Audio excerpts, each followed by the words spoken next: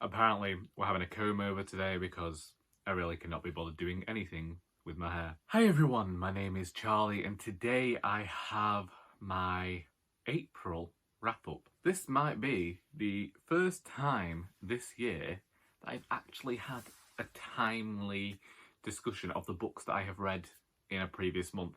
Indeed, I believe that my March wrap-up went up last week. Which, you know, month late. Who cares? I still haven't done my reviews and rankings for the BookTube prize, and I won't lie to you, that might be because I have forgotten a lot of what I read. Anyway, we'll get into that at some other time. Let us talk about the books that we read in April. One book that I can't talk about this month because I was reading it for the BookTube prize is The Book of Form and Emptiness by Ruth Ozeki, but I do hope to talk to you about this when I send off my rankings in May? Yeah, we're May now. Please tell me we're May now. I don't know. I saw some jokes about Justin Timberlake and Britney Spears this morning. I was like, maybe I'm just too old now. The first book that I read in April was Remote Sympathy by Chidgey. This is a tale of three characters in Nazi Germany. One is a doctor who is working on a medical device. Another is a Nazi commander or general who has moved his wife to this labour camp, outside of this labour camp, and then you have her story as well as somebody who didn't want to move but has had to for her husband's job. And it really goes into the ideologies of the time and the way that people had been indoctrinated. Something happens to one of the characters that sees the other one do something reprehensible in order to try and save them. And I don't know, this book left me conflicted. Chidgey definitely knows how to write. The descriptions here, the actual characterization was done very well. This is an incredibly dismal, depressing read that reminds me of what my mother used to say about Tess of the D'Urbervilles or Lorna Doone, which is just that they're absolute pills. In fact, it's like Catherine Cookson. Let's go back to that. Let's remind everyone of Catherine Cookson and Tilly Trotter. Tilly Trotter finally gets a happy ending, only for Catherine Cookson to pull it away from her. And Catherine Cookson, notably, would just have the worst possible things happen to people, and just how much can this person take? Of course, we're talking about World War II here. We're talking about Nazi Germany. Most of us know exactly what was going on or have some inkling of events that happened during this time. Chidgey doesn't shy away from discussing the darker parts of humanity and our history. However, I just don't know how I felt about having a story from the perspective of a Nazi. I don't know. It felt weird. It left me conflicted, and maybe that was a good thing for a writer to do, to try and pull some humanity away from these people and show how they came to be the people that they are. However, I do think that other books have discussed similar topics in a better fashion. This, for me, went on a bit too long and became very repetitive. I didn't despise this book. I could see what the author was trying to do, and I think that she did manage to craft characters rather well, because obviously I still feel some type of way about them. I'm still feeling conflicted about this book, but I think it was a bit too long, and that it struggled to properly say what it wished to say, and that having all these different perspectives might have muddied the narrative. However, I can understand the reason for doing so, because sometimes it was to provide moments of light. However, this book, for the most part, is incredibly dark, dismal and dreary, and it was not a slog because it was very fast moving to get through, but it was a bit draining. Then I read Heaven by Mieko Kawakami, and I'm most apologetic that I have forgotten who the translator is. So this book got shortlisted for the International Booker Prize. I had previously DNF'd this book because the writing style wasn't for me, but it was due back at the library that day I thought it'll only take me an hour to read, so I read it in that hour. I had my father take me to the library to return the book, and I wish I just left it DNF'd, but I was trying to figure out why it got put through to the shortlist. Maybe it's just me as a reader, but I didn't care for the style of prose. I just struggled again with this book to figure out what Kawakami was trying to say, because there was definitely a metaphor here. There was definitely an allegory for something to do with humanity, and I did not get it. I didn't, Sal. I'm sorry. Sorry, I had to stop and take a photograph of Sally because she's currently using my books as a headrest, and I will put a picture here because it stopped me in my tracks. So yes, Heaven by Mieko Kawakami is just, it wasn't ever going to be for me. It was written in a style that I'm not partial to. I'm not sure whether in fiction we do need to connect to the characters. I don't know what it is in particular that can draw me to a narrative and say whether I liked it over whether I didn't like it, but personally, I didn't care for this book. I didn't care for the writing style or the characters. Don't really know what the author was trying to say, what they were trying to get across. I'd been worried about this book, having experienced bullying in my lifetime. I'd worried about what memories this might draw forth, and it didn't do any of that. I just felt the entire time a bit bored, a bit like, where is this going? Is this going anywhere? Therefore, not for me. So we were going quite well with disappointing reads this month. And then I read The Argonauts by Maggie Nelson. So apparently this style of non-fiction is popular amongst other readers, where the author will throw a ton of ideas at you, never really come to any conclusion, and say, have at it. I was prepared to be that kind of reader, to accept all of these things that the author was throwing at me. But personally, I think that when it comes to non-fiction, I need more of a definitive conclusion to what the author's thoughts are. I felt like just having all these ideas and statements thrown at me is perfectly fine, but for the type of reader I am, I wanted more analysis of what Nelson was trying to get at, because it just felt like the meanderings that a person might have as they try to get through the day, as opposed to any sort of clear thought as to what the author was trying to get at. I can't remember what I said about this book on Instagram, but I meant to share that statement here.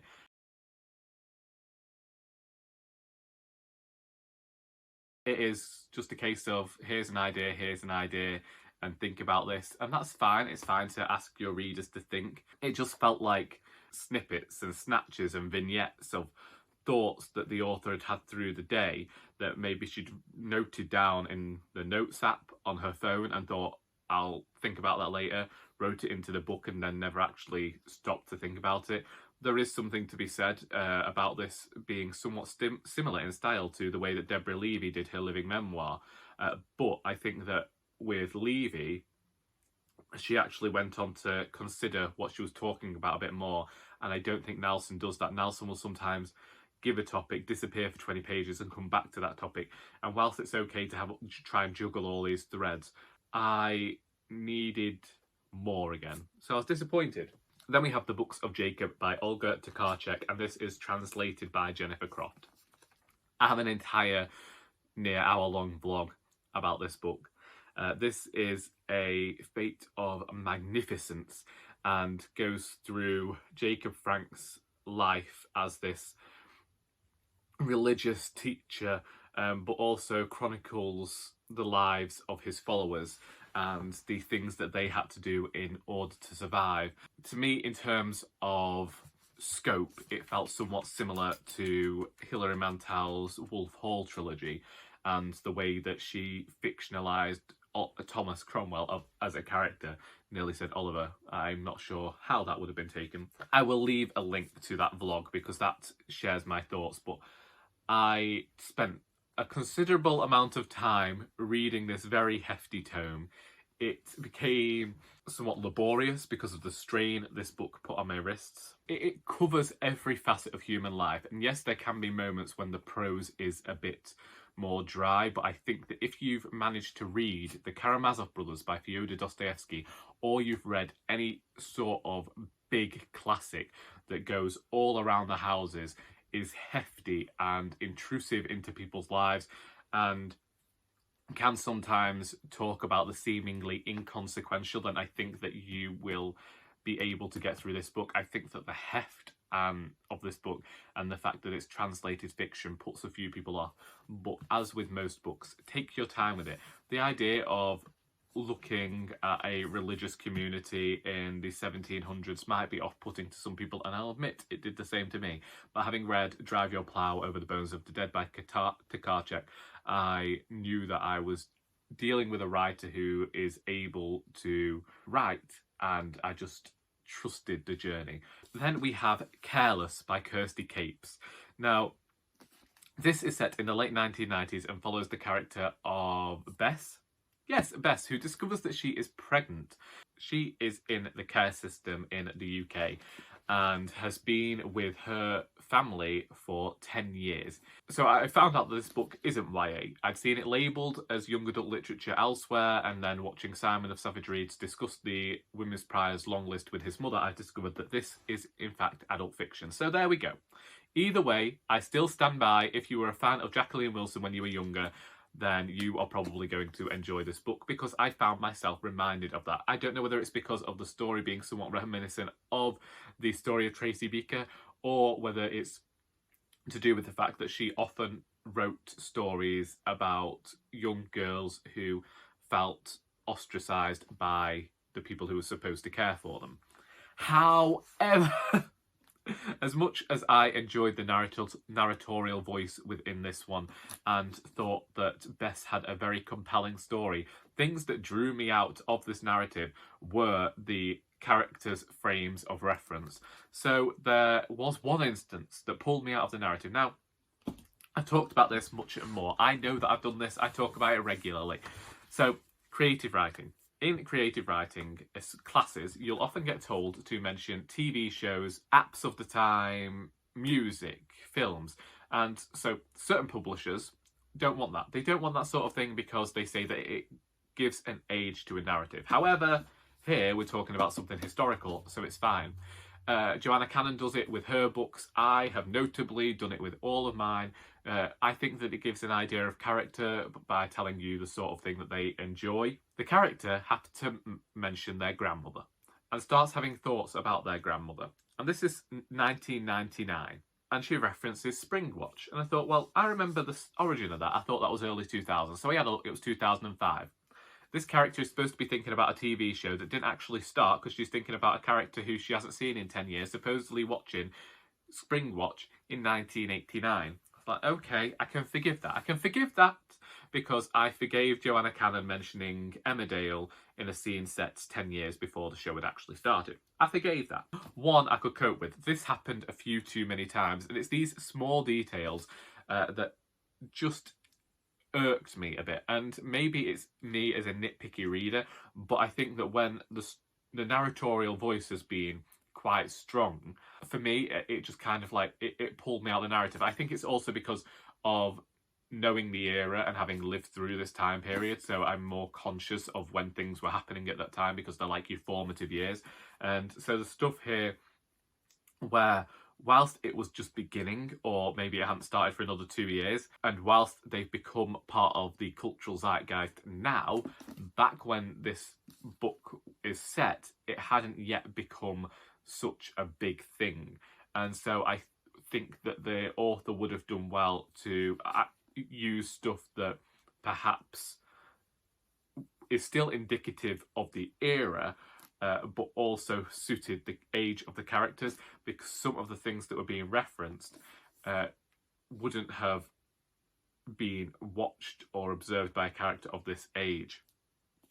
And it's just those little things where I can understand why the author has added them, but they don't suit this character's demographic. And maybe that was something that the author was trying to say, but it didn't sit right. And there were a few too many inconsistencies in character then. And I also think that there were certain aspects of the tale that the author wanted to talk about, but didn't have the space in this narrative to explore them. And it was almost like pulling in, it was like adding a subplot for a subplot's sake, but it was a bit unnecessary. I could probably see this being adapted for television. I think that, you know, A lot of people see the 90s as historical now, and so I wouldn't be surprised to see this adapted and this story brought to life. But yeah, not the biggest fan of it, gotta say. Then I read the Book of Form and Emptiness, but I can't talk about that. And then I read Dyslexia and Other Languages by Helen K. Helen was the guest poet at Poems and Pints last month, and we did a book swap. So she had a copy of An Heir to Murder and I got a copy of Dyslexia and Other Languages, which is based on her family's experiences with dyslexia and the way that school systems and other places have treated both her and her son based on the diagnosis, as well as discussing the way that people with dyslexia experience the world. This pamphlet, this chapbook, is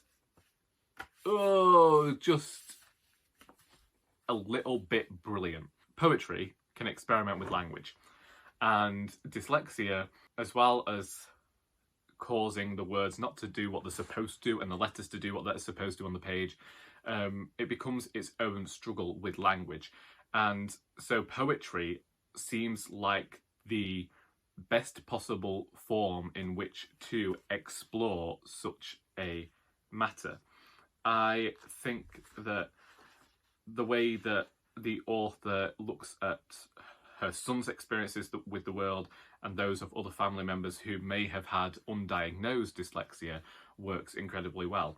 I like the way that the poet still manages to play with language and still manages to almost have something of a humour within the poetry, whilst still emphasising the difficulties that people with dyslexia will have.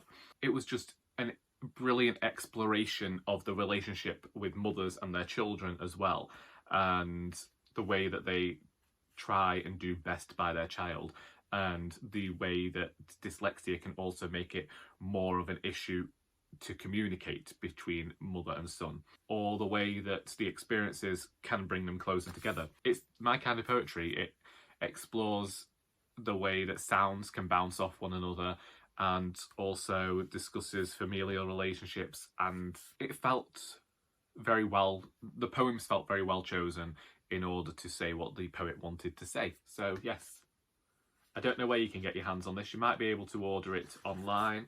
It was released by, is it Verso? It might be Verso. Either way, I'll leave a link somewhere, because I do want you to go and get that one. And then finally, I read The Paper Palace by Miranda Cowley-Heller, and I don't understand how this didn't make it to the shortlist of the Women's Prize. Charlie and I did our predictions, and when we did it the way that I said about, we ended up predicting 5 out of the 6 books that made it to the shortlist. And we knew that Sorrow and Bliss was going to be on there, despite the fact that neither of us particularly liked that book. And when I finished reading The Paper Palace, because I hadn't finished it when I made the predictions of where I'd rank it, when I finished it, I just ended up so incensed, because this book is just a very fast-paced, classical piece of storytelling. And I say that because whilst I was reading this, and I was thinking about all the different things that were going on within the narrative, I found myself reminded of Victorian literature in the ways that it can veer off and discuss something else and still have this central story. It was, I mean, maybe that's just the thing of fiction and all that, but it felt like there was nothing to question here. The story moved along. So what happens? The book begins with Al having had sex with her long-term best friend, Jonas. Both of them are on vacation with their spouses and their families. And then it goes back in time to show Al's childhood, show how she came to meet Jonas, and how she came to meet her husband, and how all of these spirographic relationships ended up where they are now. Was clean. That's the only way I can describe it.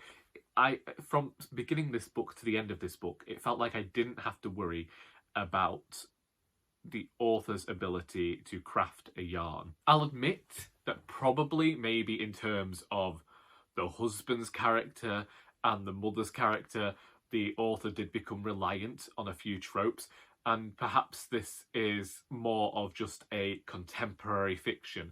It's not trying to do anything new or inventive, but I didn't mind. It was just a good read.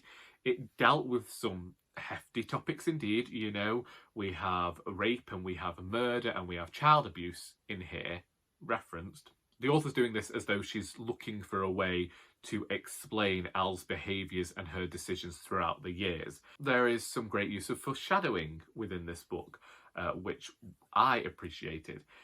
Indeed, I appreciated this entire novel. I was disappointed that I hadn't purchased this one, that I only had it through BorrowBox, and I do think that this might be one that I go out and acquire. This was one of those books that I read and I wanted to share with my sister because she's not the biggest reader, but I felt as though it was suited to her taste, and I felt like this is a book that I could recommend to everybody. Any type of reader could pick up this book and read it, and whilst it's not, again, the most inventive, like as RuPaul kept saying last season, no need to reinvent the wheel. Whilst it's not reinventing the wheel, it is still a gripping tale, and I was particularly enthusiastic about this one. It managed to show how familial relationships can get difficult, and yet there is still a measure of love within them. I think that it showed how we can learn to keep secrets due to fear. I just appreciated this idea of having the central location being the paper palace, being this vacation within the woods that then spiraled out into the cities. The author just did a really good job with this one, and I recommend it. We'll forever be disappointed that Sorrow and Bliss is on that shortlist, but I knew it would happen. I knew it would happen because I am a contrarian and everybody loves that book, even if I don't. Anyway, them's the books. If you've read any of these books and would like to discuss them, please feel free to do so in the comments. I hope that you enjoyed this video, and until next time, that is all.